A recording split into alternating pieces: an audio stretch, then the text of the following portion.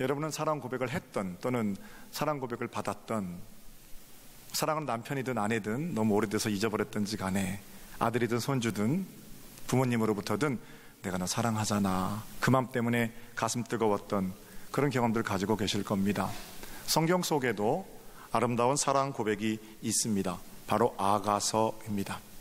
술람미 여인을 향한 솔로몬의 사랑 고백입니다. 내 사랑이 어여쁘고 어여쁘다. 네 눈이 비둘기 같구나. 내 사랑하는 자는 노루와도 같구나. 이런 어떤 사랑 고백이 거기 들어 있거든요. 어떤 곳에는 이 사랑 고백이 좀 노골적이어서 우리 자녀들이 아가서를 읽다가 여기는 19금 이렇게 붙여야 될 정도로 그런 표현들도 들어 있습니다. 그러나 여러분, 이 아가서 솔로몬의 사랑 고백들은 단순히 여인을 향한 남정네 사랑 고백으로만 읽을 수는 없습니다. 솔로몬의 사랑 고백을 통해서 우리 하나님께서 우리를 얼마나 사랑하시는지, 우리의 신랑 되신 예수 그리스도께서 그리스도의 거룩한 신부 된 저와 여러분을 얼마나 사랑하시는지를 보여주고 있는 겁니다. 그러므로 수천 년의 시간을 지나서 아가서는 우리를 향한 예수님의 연애 편지, 이렇게 읽으셔도 됩니다. 우리를 얼마나 사랑하시는지, 얼마나 달달한 표현 방법으로 그 사랑을 드러내시는지, 그런 것들이 아가서를 읽을 때 함께 느껴지고 받아들여져야 한다라는 겁니다. 사랑 고백을 받으면 마음이 따뜻해지죠. 마찬가지로 오늘 우리 주님의 사랑 고백을 듣고 우리의 마음이 따뜻해졌으면 좋겠습니다. 특별히 이제 우리 중에는 여러 가지 사정으로 눈물 짓는 분들이 계시거든요. 아름다운 가을을 즐기고 싶지만 혹독한 질병 때문에 미리 다가온 겨울, 생사를 넘나드는 그런 싸움을 하고 계신 분도 계시고요. 어떤 분들은 이 평택 땅, 서동이 땅이 그렇게 사람 많아지고 좋아진다는데 나는 왜 이렇게 힘드나, 경제적으로 여전히 어려움을 당하시는 그런 경제적인 겨울을 만난 분들도 계십니다. 딱딱하게 굳은 마음으로 겨울을 자초한 사람들도 있고요. 어쨌든 간에 냉랭해지고 딱딱해지고 차가워진 마음들이 사랑 고백을 받으면 녹아질 수 있다면, 오늘 우리 주 예수 그리스도의 사랑 고백을 듣고 그 말씀을 가슴에 받아 안음으로 우리의 겨울 같은 마음들이 녹아지는 역사가 있으시면 좋겠습니다. 그러려면 따뜻한 성령의 봄바람 불어야지요. 성령님께서 우리 마음을 녹여 주실 거거든요. 어둠이 물러가고 광명이 비치고, 절망이 소망으로, 두려움이 용기로, 불평과 원망이 찬성으로 바뀌는 것은 성령의 바람 불어와야 됩니다. 기도하고 말씀 보고 예배하는 일이 즐거워지는 건 성령님께서 우리 마음을 다스려 주셔야 됩니다. 찬송가가 왜 이렇게 4절까지 있나, 이게 아니라 왜 4절까지밖에 없나, 이 마음 들으려면 우리 마음 가운데 성령의 바람 불어오셔야 된다는 겁니다. 목사 설교는 왜 이렇게 긴가, 이게 아니라 하나님 말씀을 풀어내는 것이 너무나 달콤하고 참 귀하구나 라고 여겨지려면 성령께서 우리 마음을 다스려 주셔야 한다는 거예요. 그게 아니고서는 이 마음 가운데 있는 딱딱함을 다스려낼, 녹여낼 방법이 없어요. 성령의 봄바람, 오늘 말씀을 듣는 가운데 우리 가운데 느껴지고 누려지는 복된 시간 되기를 주님의 이름으로 축복합니다. 주님 말씀 3가지입니다. 첫 번째는 일어나라. 따라해 볼까요? 일어나라. 10절을 보겠습니다. 10절. 나의 사랑하는 자가 내게 말하여 이르기를, 나의 사랑 어여쁜 자야, 일어나서 함께 가자. 주님께서는 일어나라 이렇게 말씀하십니다. 11절에 겨울이 끝났다, 비가 그쳤다. 사랑하는 여러분, 겨울이 끝났습니다. 생명이 없는 것처럼 보였던 겨울까지의 봄바람 불면 거짓말처럼 싹이 돋아나는 것처럼, 한겨울에 아무리 새싹 보자고 그 가지 잘라봐야 새싹 없지요. 그러나 때가 되고 성령님 바람 불면 그 메마른 가지, 죽어있는 가지, 죽어있는 것처럼 보이는 가지에서 새싹이 돋아나는 것처럼 성령님 우리 마음 가운데 오시면 내 마음 가운데 이런 게 있었나? 하나님을 생각하며 흘리는 눈물이 내 가운데 있었나 싶을 정도로 하나님께서 아름다운 꽃, 새싹, 생명을 키워주신다는 겁니다. 우격다짐으로 하는 게 아니에요. 우긴다고 되는 게 아닙니다. 겨울에 가지를 아무리 꺾어도 꽃 없는 것처럼 생명은 고장난 게 아니에요. 주의 거룩한 교회는 고장난 게 아니에요. 병들고 아픈 거예요. 근데 그걸 마치 고장난 것처럼 기계 부속품 갈아 끼우는 것으로 교회 개혁이나 갱신을 완성해 간다? 이게 웃긴 소리지요. 생명이 아파할 때 함께 아파하고, 그리고 그 아픔이 치유되려면 주님 말씀이 들려야죠.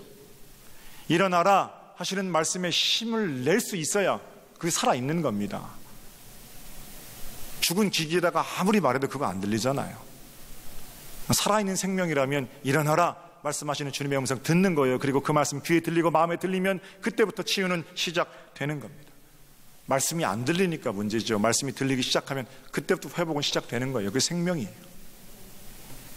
우리 주님께서 나사로를 향해서 일어나라 나오너라, 나사로가 나오잖아요. 나인성 과부를 향해서 다른 말씀하신 거 아니에요. 일어나라 이렇게 말씀하셨어요. 베데스다 연못에서 38년 동안, 그 평생 동안 거기 있었던 겁니다. 거렁뱅이로 살았습니다. 거렁뱅이로 살던 그 환자에게 주님 뭐라고 그러세요? 일어나라. 네 입을 가지고 일어나서 걸어가라고 그러잖아요. 우리 주님 일으키시는 분이세요. 오늘 아침에 똑같이 우리에게 말씀하십니다. 주저앉은 그 자리에서 일어나라. 에스겔 37장에 하나님께서 에스겔 선지자를 내리시고 한 골짜기로 가십니다. 거기 가보니까 골짜기 한가득 마른 뼈가 가득합니다. 마른 뼈는 죽음을 상징합니다. 에스겔이 하나님의 말씀을 대언할 때 그 마른 뼈들이 서로 맞아 들어가게 되고 힘줄이 오르고 살이 덮이고 피부가 생기고 그러면서 큰 군대가 되는 역사가 일어나게 되지요. 동화 같은 얘기입니다. 건강한 상식을 가지고 있는 사람은 공상, 과학, 소설, 영화 그런 데서나 볼 수 있는 얘기입니다. 어쨌든 그게 환상이든 실제든 믿어지든 안 믿어지든 사실로 여겨지든 그냥 에스겔이 본 환상이야 이렇게 취급되든 간에 그 이야기가 전하고 있는 메시지가 있습니다. 하나님 어떤 분이시라는 거예요? 마른 뼈들 가운데 생명을 불어넣으시는 생명의 하나님이시라는 거예요. 흙으로 사람을 빚으셨습니다. 흙은 재료잖아요. 거기 생명 없잖아요. 그러나 그 코에 생기를 불어넣으시니 그가 생명이 된지라. 생명이지요. 하나님께서 그 코에 불어넣으신 생기, 마른 뼈들에게 불어넣으신 생기, 우리 가운데 오셔서 일어나라 말씀하시며 불어넣으시는 생기, 그 받아들이고 드러내고 그 말씀에 의지하여 일어날 수 있을 때 생명의 역사가 일어나는 거죠. 저는 여러분의 가정마다 여러분들을 살리는, 우리 가정을 비로소 살게 하시는 그 생명의 생기가 충만한 은혜로운 가정 되시기를 우리 주님의 이름으로 축복합니다. 여러분의 자녀들의 삶마다 복된 생명의 역사가 일어나야 되는 거예요. 일어나라, 첫 번째 주님의 요청이고요. 두 번째는요, 다시 10절을 보세요. 10절. 나의 사랑, 나의 어여쁜 자야, 일어나서 함께 가자 그러세요. 일어나서 그냥 그 자리를 지키고 있으렴 이게 아니고 함께 가자라는 거예요. 어디로 가자는 겁니까? 12절에 보면 꽃동산으로 가자는 거예요. 거기 꽃이 피고 아름다운 열매가 맺혀졌으니 사랑하는 자야 나와 손잡고 그 꽃동산에서 노래하자꾸나. 꽃동산 어디입니까? 교회지요. 교회만 꽃동산입니까? 그런 말씀 하지 마세요. 여기서 교회라는 거는 우리 교회는 물론이고 예수의 이름으로 모이는 모든 모임을 교회라고 하는 겁니다. 예수의 이름으로 모여서 함께 찬양하고 즐거워하는 그 자리로 주님께서 손잡고 함께 가자 이렇게 말씀하시는 거예요. 교회에 성령의 바람이 불면, 하나님의 생기가 충만하면 생명의 꽃이 피지요. 새들이 노래하는 것처럼 찬송이 끊어지지 않고 아름다운 섬김의 향기가 진동하는 겁니다. 하나님 말씀이 풍성해지고 각종 새와 나비들이 모여들듯이 사람들이 모여드는 거예요. 그게 교회입니다. 이 땅에서 맛보는 하나님의 나라. 저는 우리 서정교회가 그런 좋은 교회인 줄로 믿습니다. 여러분, 그런 좋은 교회 신앙생활을 하시는 거예요. 함께 가자라는 요청에 대해서 또 한 가지 생각해 볼 것은 지금 그 요청을 하는 분이 누구인가 하는 겁니다. 누가 내 손 잡아주길 원하시는가? 물론 본문은 술람미 여인을 향한 솔로몬의 요청이지요. 그러나 수천 년의 시간을 지나서 예수님께서 우리를 향한 요청이라고 말씀드리셨어요. 아들아, 딸아, 손 이리네, 함께 가자. 누가 하시는 거라고요? 예수님께서. 예수님은 우리와 다르지요. 우리와 똑같은 유한을 힘입으셨지만 그분의 본래 이름은 무한 아닙니까? 영원. 나와 손잡기 원하시는 분이 영원하신 하나님, 그분의 아들 예수 그리스도라는 사실이에요. 함께 가자, 내가 나 지켜줄게, 우리 그렇게 말하잖아요. 뭐 결혼하고 청혼하고 사랑 고백할 때 어때요? 내가 다시는 이 손 놓지 않을게. 거짓말이죠. 배신해서 거짓말이 아니고요, 그건 놓을 수밖에 없는 손이에요. 엄마가 자식을 향한 사랑이 얼마나 강렬해요. 아들, 딸, 내가 이 손 진짜 안 놓을게. 안 놓고 싶은 거죠. 놔야 된다니까요. 엄마 힘내세요. 이번에 아픈 거 이겨내셔야 돼요. 이 손 내가 꼭 놓지 않을게요. 그러고 싶은 거잖아요. 근데 놔야 된다니까요. 각종 유한들이 하는 사랑 고백은 그 의미 없다는 게 아니고 굉장히 의미롭고 아름다운 일이긴 하지만 못한다고요. 영원히 지키지 못한다는 거예요. 그러나 우리 예수님은 다르잖아요. 살아계실 때도 내 친구이시고 우리가 이 땅 떠난 다음에도 내 친구 되신 분이 예수님이잖아요. 그분이 지금 나에게 손 내밀고 함께 가자 이렇게 말씀하시는 거예요. 대부분 여러분 인생길 혼자 가야 합니다. 어떤 목사님이 장례식장에서 학원 예배를 인도하는데 멀리서 사는 딸이 한 번도 엄마 안 찾아오다가 엄마 돌아가시고 나서 남기신 유산이 있으니까 그 유산 때문에 내가 엄마를 얼마나 사랑하는지를 보여줘야 되잖아요, 사람들한테. 평소에 한 번도 안 왔으니까 장례식장에서는 소리 지르고 울어야 그게 잘하는 건 줄 알고 저 끝에서부터 엄마 그리고 3일 동안 어디가 있다가 마지막 학원 예배하는데 들어오는 거예요. 엄마 가지마 어디가 막 이러면서 들어오더래요. 관을 내리는데 그 관으로 막 같이 들어가는 거예요. 목사님이 장례비 인도하다가 어디까지 하나 보자 이렇게 보셨대요. 막 난리를 치다가 머리가 관에 탁 꼈어요. 사람들이 이제 그만해, 쇼가 끝났잖아요. 여러분 가까이서 모신 사람들은 울지도 못해요. 엄마 아빠 돌아가셨을 때 소리 죽여 숨 죽여 우는 거지 막 소리 지르고 우는 것들은 평소에 우지도 않는 것들이에요. 어쨌든 그렇게 막 이제 사람이 끌어내려고 하니까 머리가 관에 꼈어요. 어디가 가지마 같이 가 그러다가요 이거 놔 그러더래요. 머리 낀 걸 놓으라고 한 건지 자기 손 잡은 걸 놓으라고 더 쇼를 하는 건지는 모르겠지만 같이 가자고 하는데 어딜 같이 가요?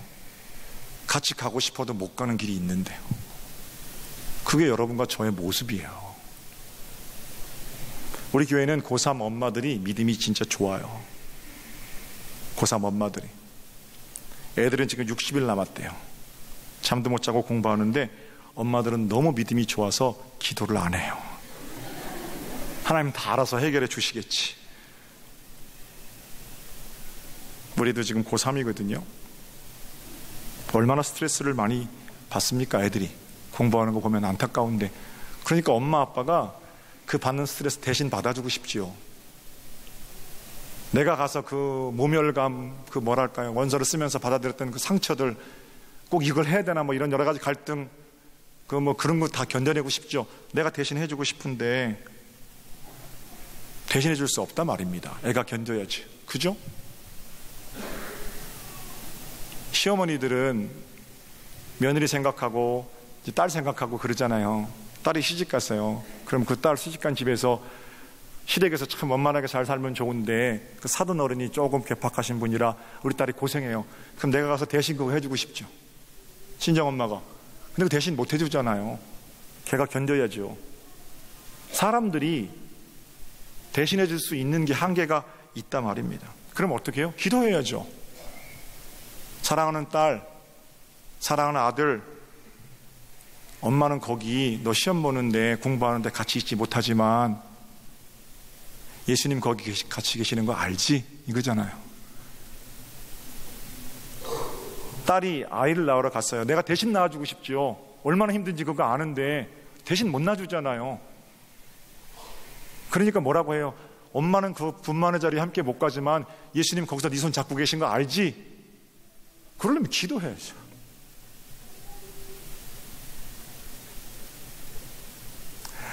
대신방 하면서요,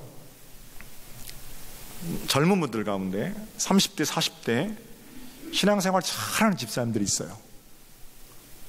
그 집사님들 대부분 공통점이 다 그런 건 아닙니다만 공통점이 뭐냐면요, 어떻게 그렇게 열심히 한결같이 하나님을 믿어요?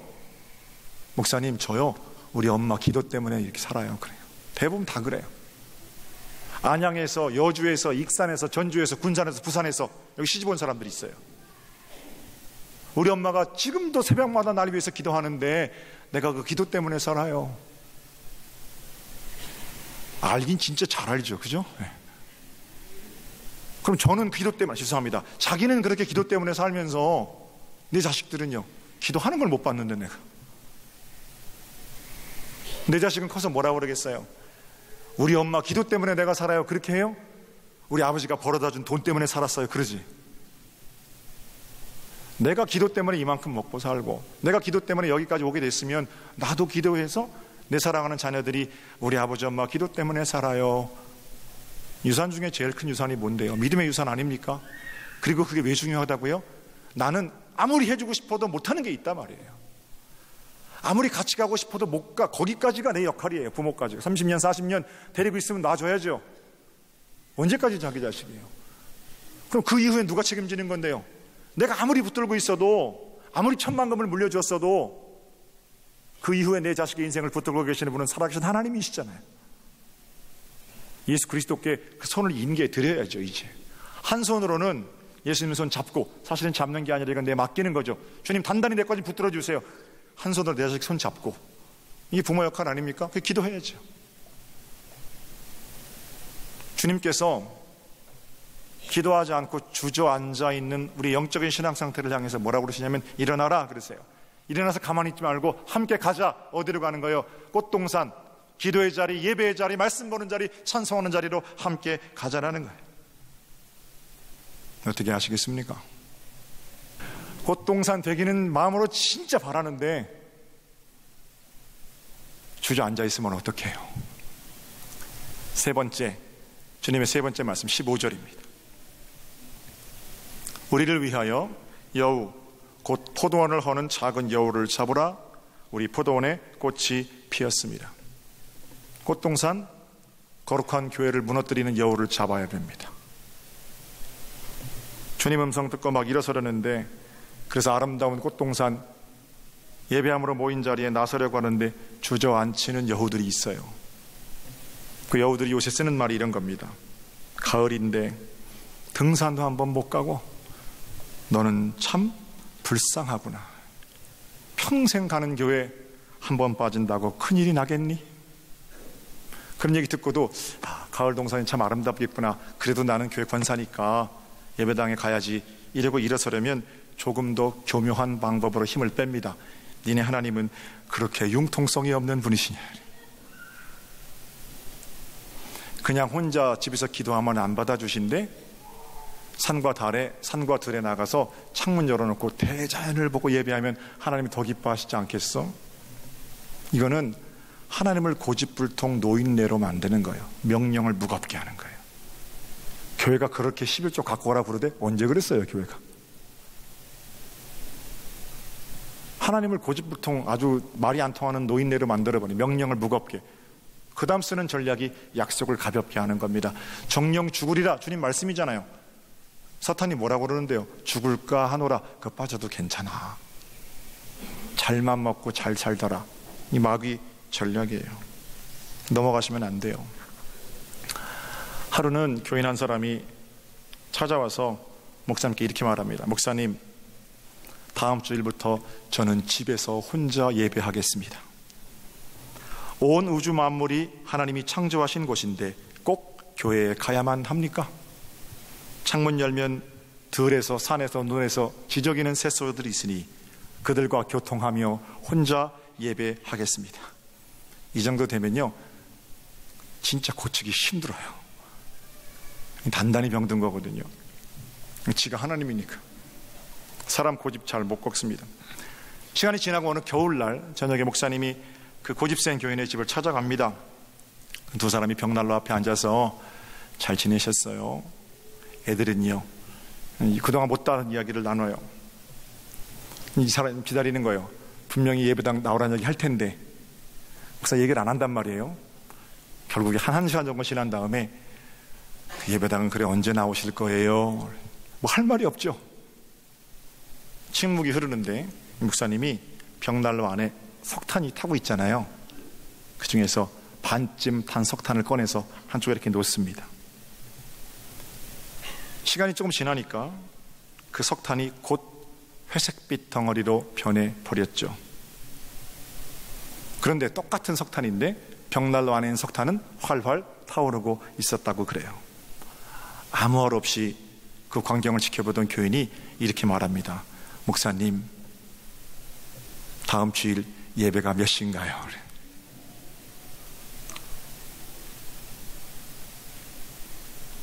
이렇게 예배를 준비하고 성가대가, 차량봉사위원들이, 식당봉사위원들이, 각종 꽃꽂이가 하나님을 예배하려고 준비해 놓은 자리에서도 은혜를 못 받는데 혼자 예배하고 몇 주나 얼마나 은혜 받겠어요.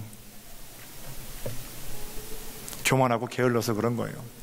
순수한 마음으로 주님을 따르려는데 방해 요소가 있습니까? 나와 교회 사이를 떼어려는 사람들이 있습니까? 나와 목사 사이를, 나와 장로님 사이를 떼어놓으려는 것들이 있습니까? 그 여우들 잡으셔야 돼요. 그냥 두고 꽃동산 안 됩니다. 그 때려잡아야 꽃동산 되죠. 가을 대신방 중입니다. 몸은 피곤하지만 얼마나 즐거운지 몰라요. 저와 신방대원들이 주님 말씀을 가서 대언합니다. 뭐라고 설교하냐면 일어나세요. 우리 주님께 손을 맡기세요. 함께 가자고 하십니다. 새롭게 힘을 얻고 일어서는 모습이 감격스럽고 그분들의 찬송이 참 보람이 됩니다. 그것만 하는 게 아니에요. 동시에 제가 가서 여우 때려잡는 일도 해요. 너가 와서 무슨 소리 하든가요? 흔들리지 마세요. 나는 거룩한 교회의 법을 존중하고 대한민국 사법부의 판단을 존중합니다. 흔들리시면 안 돼요. 거기 마음, 귀 내주시면 안 돼요. 그런 불신, 의심 다 때려잡으셔야 돼요. 그렇게 권면해요. 그리고 집을 나설 때 얼마나 행복한지 모릅니다. 내가 신방 가면 거짓말처럼 우리 교인들 집은 진짜 깨끗하거든요. 평소에 집사님 성격처럼 집이 진짜 깨끗하네요. 그러면요, 이실 짓고 하시는 분들이 있어요. 목사님 3일 걸렸습니다. 그래요. 어떤 집사님은 남편이 예배당은 안 나오는데 그 목사 자꾸 신방 좀 오라고 그래 그러신대요. 목사가 신방 온다니까 그냥 생전 청소도 안 하는데 집이 얼마나 깨끗하게 청소했는지. 신방대원, 유한한 목사 그 맞아들이는데도 그렇게 집을 깨끗하게 청소하는데 우리 주님 말씀으로 맞아들이려면 마음속에 돌아다니는 의심, 불신, 절망 이런 여우 때려잡아야죠. 그래야 깨끗한 마음으로 말씀 받는 거 아닙니까? 각종 지저분한 마음들 품고 삐딱한 마음 가지고 무슨 은혜가 되겠어요? 깨끗한 집에서 신방 마치고 축복할 때 이런 마음입니다. 하나님, 이 가정에 하나님의 생기가 구석구석 가득하게 하옵소서. 마른 뼈들이 일어나 군대가 되게 하옵소서. 신앙의 겨울 성령의 봄바람으로 싹 녹아지게 하옵소서. 이 가정에 각종 문제들을 일으키는 여우들 하나님 말씀의 몽둥이로 때려잡아 주시옵소서. 일어나십시오. 그리고 주님께 손을 맡기십시오. 여러분의 교회와 여러분의 가정이 아름다운 봄동산으로, 꽃동산으로, 포도원을 허무는 여우가 아니라 포도원을 건설하시고 거기서 노래하게 하신 하나님과 더불어서 승리를 사는 회복의 일들이 일어날 겁니다. 올 가을에 승리의 주인공으로 복된 일들을 맛보며 살아가는 은혜의 세월 여러분들의 것이 되시기를 우리 주님의 이름으로 축복합니다.